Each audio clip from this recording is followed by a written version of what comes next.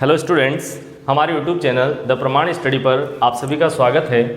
आज अपन यहाँ पर मादा जनन तंत्र फीमेल रिप्रोडक्टिव सिस्टम का बात करते हैं, सिस्टम की स्टडी करते हैं। सबसे पहले यहाँ पर जनन तंत्र पढ़ने से पहले इस वर्ड को डिफाइन करते हैं, जनन क्या होता है। ठीक है, हमारी अर्थ पर प्रेजेंट सभी लिविंग थिंग्स, मतलब सभी सजीव हमारी अर्थ पर उपस्थित हैं, पृथ्वी पर उपस्थित हैं, वो सभी अपनी जाति को बचाने के लिए अपने समान संतति उत्पन्न करते हैं। उस प्रक्रिया को क्या बोलते हैं? जनन बोलते हैं। कंप्लीट ये चीज, ठीक है। अब यहाँ पर जो जनन होते हैं, जो तंत्र होते हैं वो अलग अलग होते हैं। ठीक है, मतलब यहाँ पर मादा जनन तंत्र अलग जीव में होगा, नर जनन तंत्र अलग जीव में होगा।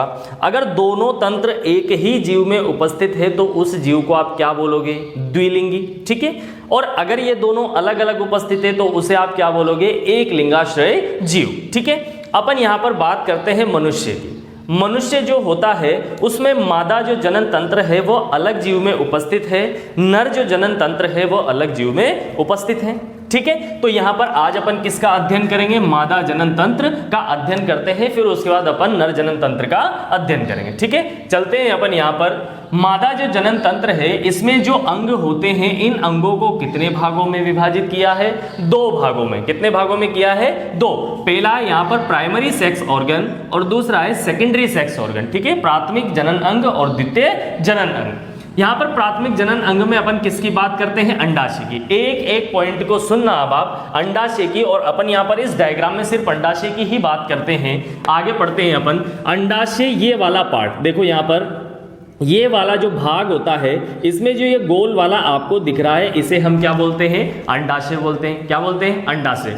देखो इसकी आकृति कैसी है? बादाम के समान। कैसी है? बादाम के समान। मतलब ये जो अंडाशय है इसकी जो आकृति होती है ये कैसी होती है? बादाम के समान होती है, जिसकी लंबाई 3 सेंटीमीटर, वो मोटाई कितनी है? 8 सेंटीमीटर। मतलब ये 3 सेंटीमीटर लंबा और 8 सेंटीमीटर क्या होता है? मोटा होता है। मैंने यहाँ पर बाहर बना लिया। ठीक है, ये क्या है? अंडाशय है। इसकी जो ये लंबाई और ये मोटाई होती है ये कितनी होती है? 3 सेंटीमीटर और 8 सेंटीमीटर। कंप्लीट है। अंडाशय द्वारा अंडाणु की उत्पत्ति, वो मादा हार्मोन एस्ट्रोजन प्रोजेस्टेरोन हार्मोन का स्रवण होता है। देखो अब इसमें मोस्ट काम जो इसका वर्क है वो यही है, यहां पर इसके अंदर कई सारी सेल्स होती है। ठीक है, आयताकार कई सारी सेल्स होती है। ये सेल क्या करती है? प्रत्येक सेल अंडाणु का निर्माण करती है। किसका निर्माण करती है? अंडाणु का निर्माण करती है। ठीक है, जिसे अपन आगे चलकर क्या बोलेंगे? ग्राफियन पुटिका बोलेंगे। क्या बोलेंगे? ग्राफियन पुटिका बोलेंगे। ठीक है, ये अंडाणु के निर्माण के साथ साथ किसका निर्माण करती है? एस्ट्रोजन और प्रोजेस्टेरोन हार्मोन का। ठीक है, देखो अंडाणु का निर्माण हुआ, अंडाणु तो क्या करेगा? आगे चलकर ग्राफियन पुटिका युग्मक निर्माण करेगा। ठीक है, मतलब अंडाणु का निर्माण करने के बाद आगे जाकर निषेचन की प्रक्रिया में भाग लेगा। ठीक है, और इसके साथ साथ एस्ट्रोजन प्रोजेस्टेरोन हार्मोन का स्रवण करेंगे। जो मादाएं होती है, लड़कियां होती है, उनमें गौण लैंगिक लक्षणों का निर्धारण करते हैं, जैसे आवाज का पतली होना। ठीक है, लड़कियों की जो स्किन होती है वो बहुत स्मूथ होती है, जो हेयर होते हैं बहुत लंबे होते हैं, शरीर पर बालों की कमी होना, ये सब किसके कारण होते हैं? एस्ट्रोजन और प्रोजेस्टेरोन। स्तनों का विकास होना। ठीक है, नेक्स्ट अगर अपन यहाँ पर बात करते हैं अंडाशय। देखो अब अंडाशय की बात कर रहे हैं। अंडाशय का जो बाह्य भाग, मतलब ये अंडाशय है, इसका जो ये बाहरी भाग होता है, ये बाहरी भाग किसका बना होता है? वल्लकुट का। किसका बना है? वल्लकुट का। और इसका जो आंतरिक भाग, ये मध्यांश भाग होता है, सॉरी ये आंतरिक भाग होता है, ये किसका बना होता है? मध्यांश का बना होता है। किसका बना होता है? मध्यांश का।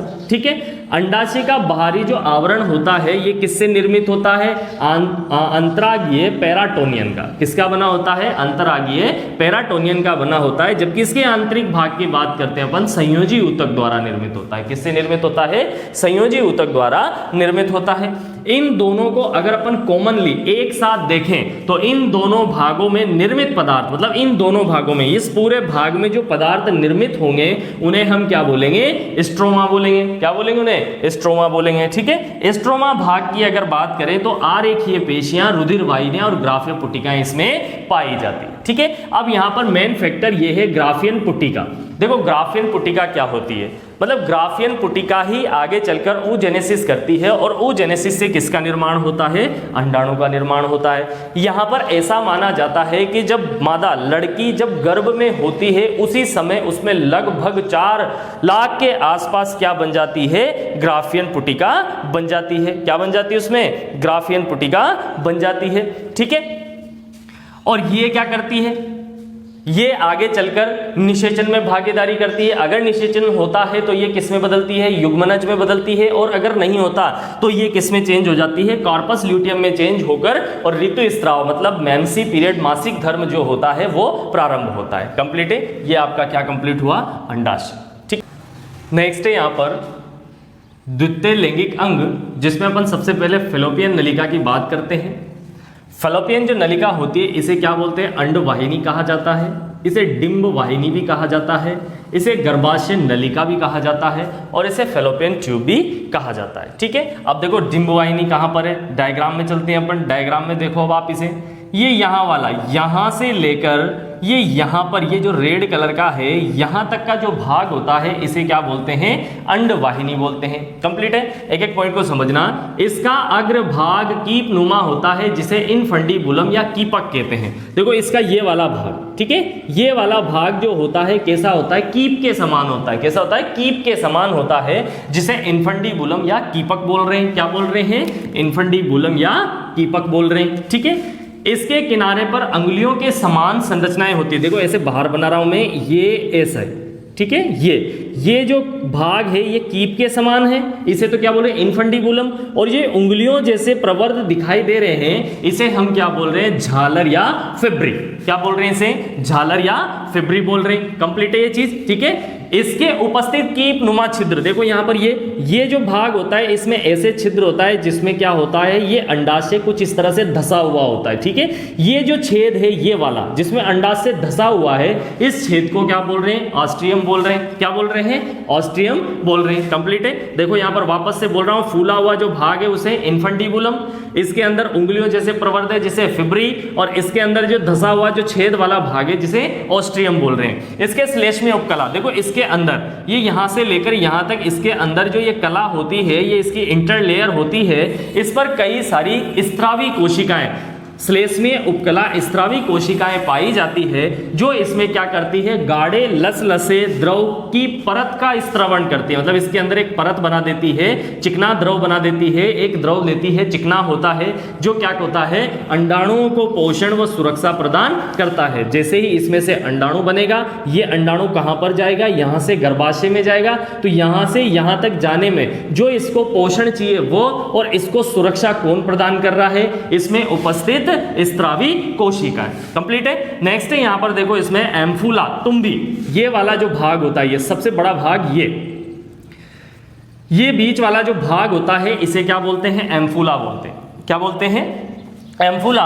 ये अंडवाहिनी का सबसे चौड़ा भाग क्या होता है, सबसे चौड़ा भाग होता है। निषेचन की क्रिया इसी भाग में संपूर्ण होती है। ये मोस्ट इंपॉर्टेंट लाइन है, ध्यान रखना, पूछी जाती है। निषेचन की क्रिया जो मादा जनन तंत्र है उसके कौन से भाग में होती है, तो आपको क्या बोल लिखना है, एम्फूला या तुम्बी में। मतलब यहां से अंडाणु निकलेगा, यहीं पर रहेगा, जब यहां से शुक्राणु आएंगे तो यहां जाकर क्या होगी, निषेचन की क्रिया होगी। नेक्स्ट इसका लास्ट पार्ट स्तमस, ठीक है, यह है गर्भाशय से जुड़ा हुआ होता है। देखो ये वाला भाग, ये बचा हुआ है, ये यहां से कंप्लीट हुआ, ये वाला भाग जो किससे जुड़ा है, गर्भाशय से जुड़ा है। इस वाले भाग को क्या बोल रहे हैं, स्तमस बोल रहे हैं, जिसे यूरेटीन भी कहा जाता है। क्या कहा जाता है, यूटेरिन। क्या कहा जाता है, यूटेरिन भी कहा जाता है। कंप्लीट है, ये आपका फैलोपियन नलिका कंप्लीट हुई।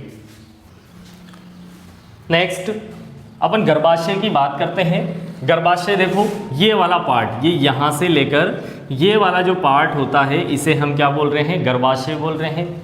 ये इसकी जो आकृति होती है कैसी होती है, नाशपाती जैसी। कैसी होती है, नाशपाती एक फ्रूट आता है, फल आता है, उसके जैसी इसकी आकृति होती है। और कैसा होता है, खोखला, होलो पार्ट होता है, अंदर से खोखला होता है।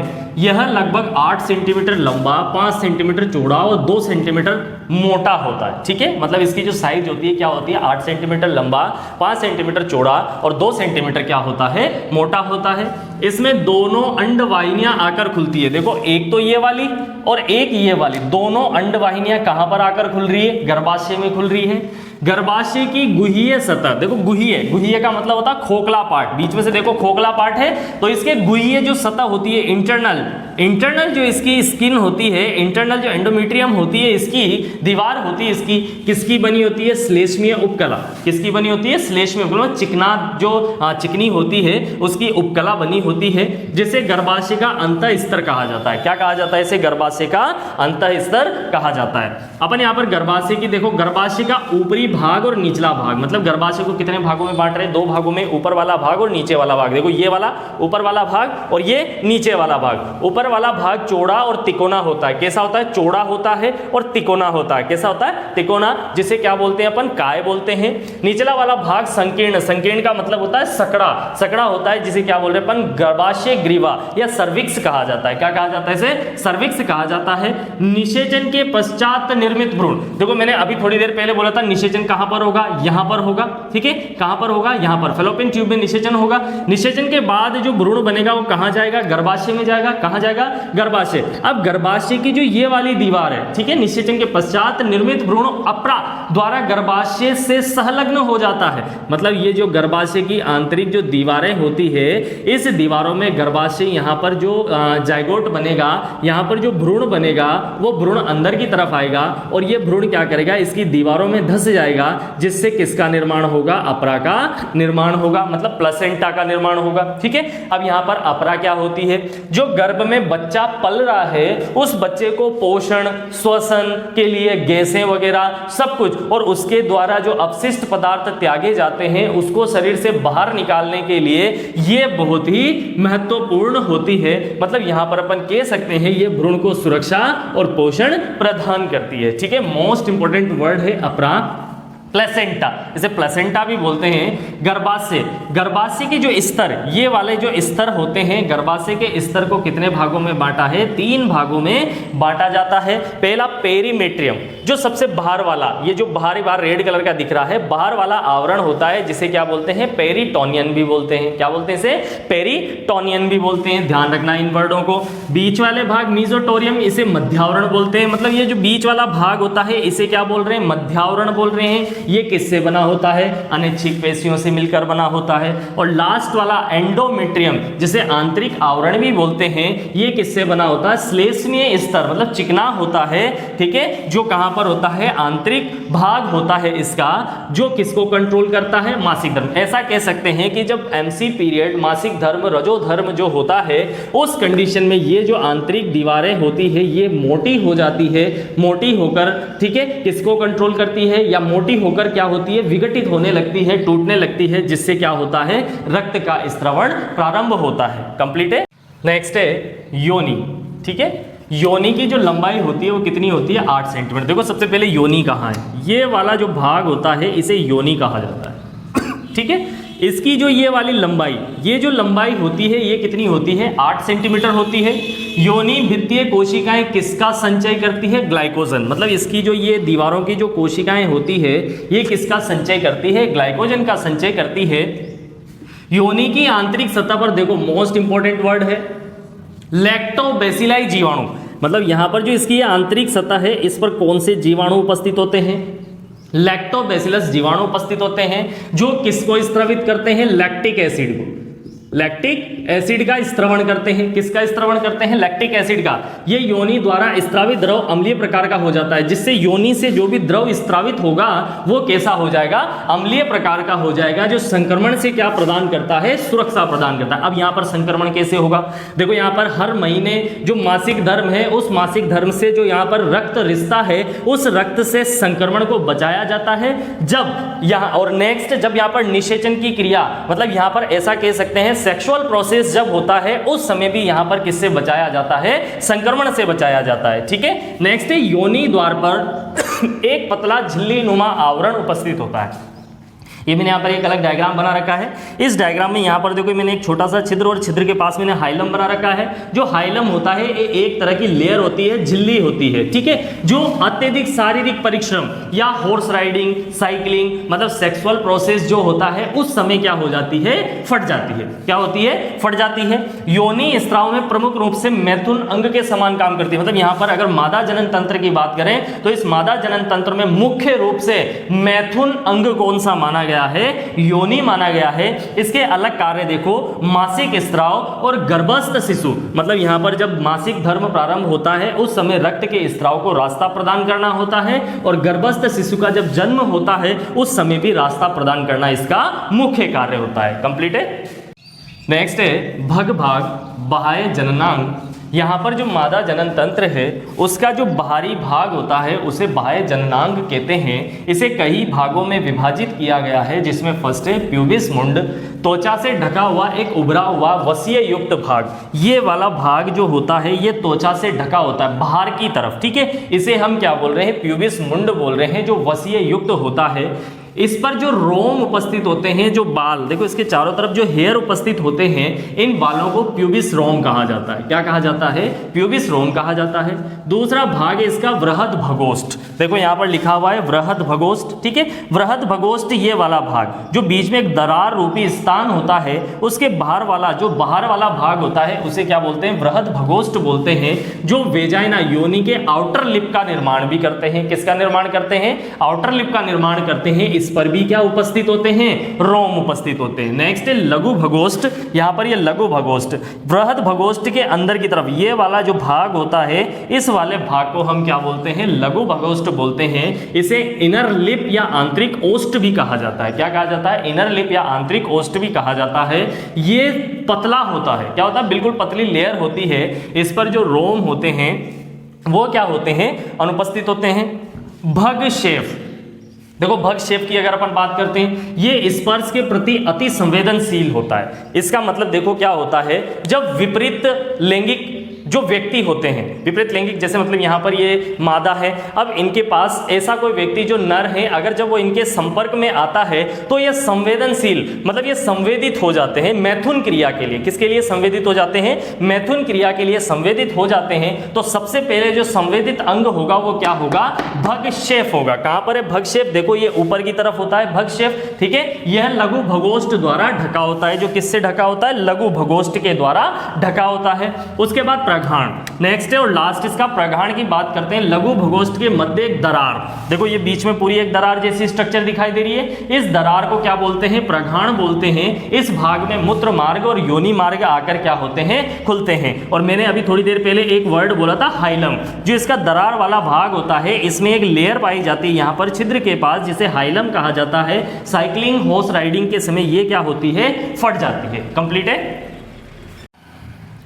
नेक्स्ट है यहाँ पर जो मादा जनन तंत्र है उसमें एक ग्रंथि पाई जाती है जिसे बर्थोलियन ग्रंथि कहा जाता है। क्या कहा जाता है, बर्थोलियन ग्रंथि है। जो डायग्राम दिख रहा है, इस डायग्राम में यहाँ पर जो ये बाहर की तरफ वृहद भगोष्ठ है, इस वृहद भगोष्ठ की दीवार पर एक ग्रंथि पाई जाती है जिसे हम क्या बोल रहे हैं, बर्थोलियन ग्रंथि बोल रहे हैं। जो किसके आकार की होती है, सेम की फली होती है, उसके आकार की होती है। इसका जो काम होता है, ये क्षारीय स्नेहक द्रव का स्त्रवण करती है। क्षारीय क्षार होता है जो इसके द्वारा एक चिकना स्नेहक द्रव स्त्रावित किया जाता है, जो योनि छिद्र को मैथुन को सुगम बनाते हैं। मतलब मैथुन की क्रिया जब होती है, सेक्सुअल प्रोसेस जब होता है, उस समय जो योनि होता है उसे चिकना बनाती है, स्नेहक बनाती है, और जो वो मार्ग होता है उसे कैसा बना देती है, सुगम बना देती है। मतलब इस वाले मार्ग को कैसा बना देते हैं, मैथुन क्रिया के समय सुगम बना देते हैं। ठीक है। नेक्स्ट यहां पर देखो आप सहायक लैंगिक अंग की बात करते हैं अपन। ठीक है। और सहायक लैंगिक अंग में अपन स्तनों के बारे में पढ़ते हैं, जो यहां पर ये क्या करते हैं, मैथुन क्रिया में मदद करते हैं। ठीक है। और दूसरा इसका काम होता है, जो बच्चा होता है जिसका जन्म होता है उसे कई सारे मिनरल्स, विटामिन और प्रतिरक्षा प्रदान करना भी होता है। मतलब दुग्ध स्त्रवण करके, दुग्ध स्खलन करके उसको न्यूट्रिएंट्स प्रदान करना भी इसका कार्य होता है। देखो यहां पर स्तन की बात करते हैं हैं तो सबसे पहले जो महिलाएं होती है उसमें एक जोड़ी स्तन पाया जाता है। क्या पाया जाता है? एक जोड़ी स्तन पाया जाता है। ठीक है, देखो यहाँ पर स्तन या छाती मादा में एक जोड़ी क्या पाए जाते हैं? स्तन पाए जाते हैं। प्रत्येक स्तन के ग्रंथियों के भीतर संयोजी ऊतक से 15 से 20 नलिकाकार पालियां बनी होती है। मतलब इसमें ऐसे अंदर की तरफ कितनी पालियां बनी होती है? 15 से 20। कितनी पालियां बनी है? 15 से 20 पालियां बनी होती है। प्रत्येक पाली में अंगूर के गुच्छे के समान क्या होती है? दुग्ध ग्रंथियां। मतलब ये प्रत्येक जो पालियां हैं इन पालियों में अंगूर के गुच्छे के समान क्या है? दुग्ध नलिकाएं उपस्थित हैं। क्या उपस्थित है? दुग्ध ग्रंथियां उपस्थित है। क्या उपस्थित है भैया? दुग्ध ग्रंथियां उपस्थित है। प्रत्येक पाली के निकट छोटी वाहिनियां दुग्ध नलिकाएं बनाती है। देखो प्रत्येक पाली के पास ऐसे वाहिनियां होती हैं, छोटी छोटी नलिकाएं होती है। ये नलिकाएं क्या बनाती है? दुग्ध नलिकाएं बनाती है। समझ में आ रहा है? ये दुग्ध नलिकाएं स्वतंत्र रूप से चूचक में जाकर खुलती है। इस वाले आगे वाले जो भाग होता है इसे निपल्स या चूचक कहा जाता है। क्या कहा जाता है? निपल्स या चूचक कहा जाता है। ये जितनी भी दुग्ध नलिकाएं होती है ये कहां पर जाकर खुलती है? चूचक में जाकर खुलती है। ये दुग्ध नलिका स्वतंत्र रूप से। चूचक स्तन ग्रंथियों का शीर्ष भाग होता है। देखो ये जो स्तन ग्रंथि है इसका शीर्ष वाला भाग कौन सा है? चूचक होता है, जो गहरे रंग का होता है। कौन से रंग का होता है? गहरे रंग का होता है। इसके आसपास का जो भाग होता है वो भी कैसा होता है? गहरे रंग का होता है। चूचक में 0.5 मतलब इसमें कई सारे छिद्र उपस्थित होते हैं जिससे दुग्ध को स्रावित किया जाता है। 15 से 25 कितने छिद्र होते हैं? 15 से 25 छिद्र होते हैं जिनकी जो साइज होती है वो कितनी होती है? 0.5 mm होती है। अब अपन बात करते हैं यहाँ पर स्तनों के विकास में महत्वपूर्ण हार्मोन। मोस्ट इंपोर्टेंट है, देखना आप यहाँ पर स्तनों का जो विकास होता है उस विकास में महत्वपूर्ण 4 हार्मोन होते हैं। एस्ट्रोजन, प्रोजेस्टेरोन, प्रोलैक्टिक और ऑक्सीटोसिन। ठीक है, ये दोनों तो कॉमन है। यहाँ पर अपन प्रोलैक्टिक की बात करते हैं तो दुग्ध के संश्लेषण का कार्य करते हैं। मोस्ट इंपोर्टेंट वर्ड है, ध्यान रखना इसको। महिलाओं में दुग्ध स्त्रवण का कार्य कौन से हार्मोन के द्वारा किया जाता है? तो प्रोलैक्टिक। और दुग्ध स्खलन का कार्य कौन से हार्मोन से किया जाता है? तो ऑक्सीटोसिन हार्मोन। अब अपन यहाँ पर मां के प्रथम दूध की बात करते हैं तो इसे क्या बोलते हैं? कैलेस्टम बोलते हैं। क्या बोलते हैं? कैलेस्टम। आपने भी सुना होगा, डॉक्टर्स भी बोलते हैं कि प्रारंभिक जो 6 महीने होते हैं बच्चे या शिशु का जो जन्म होता है उसके 6 महीने तक सिर्फ उसे मां का दूध दिया जाना चाहिए। क्यों दिया जाना चाहिए? क्योंकि उसमें कई सारे वसा, लैक्टोज, कैसीन, कैल्शियम और प्रतिरक्षी पदार्थ होते हैं जो उसको क्या करते हैं? प्रतिरक्षा प्रदान करते हैं, जिसे हम क्या बोल रहे हैं? कैलेस्टम बोल रहे हैं। आपका ये मादा जनन तंत्र यहाँ पर कंप्लीट होता है। हमारे चैनल को ज़्यादा से ज़्यादा शेयर करें, सब्सक्राइब करें और लाइक करें। Thank you.